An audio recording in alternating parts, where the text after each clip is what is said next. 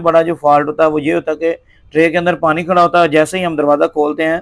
तो air pressure जो है वो अंदर की तरफ वैक्यूम होता है और पानी की आवाज़ की वजह से वो एक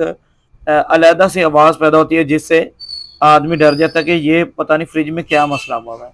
तो सबसे पहले तो हमने ये पानी वाला ट्रे चेक करना है और पानी वाला ट्रे जो है वो किस तरीके से हमने निकालना है, किस तरीके से वापस लगाना है, वो भी हम आपको दिखाएँगे। तो दोस्तों किसी भी ब्रांड का फ्रिज हो, पानी वाला जो ट्रे या तो उसके अंदर 2 स्क्रू लगे होते हैं या जस्ट 1 लॉक होता है। तो इस मॉडल के अंदर क्योंकि ये डॉलर्स का रेफ्रिजरेटर इन्वर्टर रेफ्रिजरेटर है